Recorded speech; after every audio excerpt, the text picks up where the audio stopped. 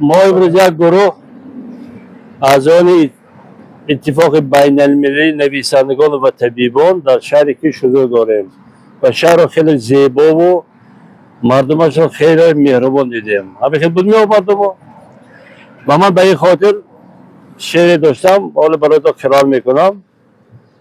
مقبول دارید اگر میگید مقبول. من از تو و تو از منی، ایرانی تن ایرانی جان، روحی بدخشانی تنی، ایرانی تن ایرانی جان. آغاز و انجامم تویی، اندر بقای نام و ننگ. من در تو و تو در منی، ایرانی تن ایرانی جان.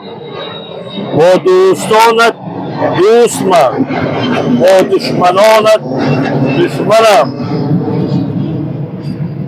درد مرا مرهم تویی، بر درد تو مرهم منم.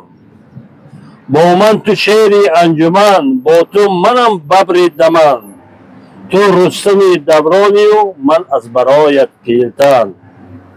فر کیان فرهنگ ماست، رمز شکوه آریاست. پای عدوی کینجو بشکسته زیر سنگ ماست. ایران من، ما با تویم در حفظ مرز و بوم خویش، برکندن پوست رقیب. عزم تو و من و امر خداست. این برای خوب بسیار خوب. استاد سخن کردم رفتن میگیریم.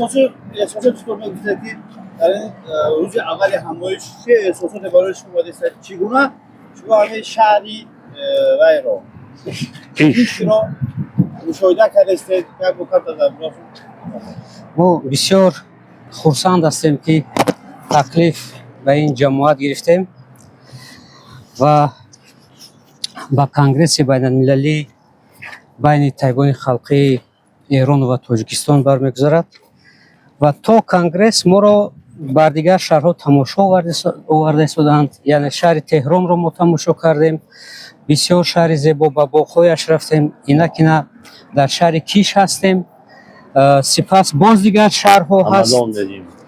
آخر بعد به همدان در اونجا کنگرس برقرار می‌کردیم. ما بسیار احساسات نقص، بسیار احساسات خوب، بسیار ما خرسند هستیم که خداوند ما را لایق این دیدار شهر کیش کرد. در اینجا بسیار زیبا هست، درختان زیبا، گل‌های زیبا، انسان‌های زیبا و هر یک شخصی که میفهمد که ما از تاجیکستان هستیم حرمتش بسیار است و خرسند میشوند که ما تاجیک هستیم.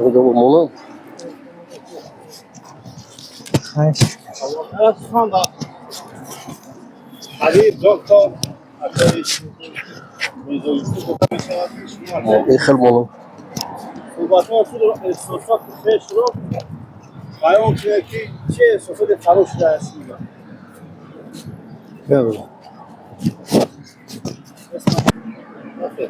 برای من افتخار است که در یک ملک بهشت آسایی که اگر خطا نمیکنیم که تاجیکستان ما عیناً همین گونه است، امروز نصیب بود است که ما با این درگاه آییم.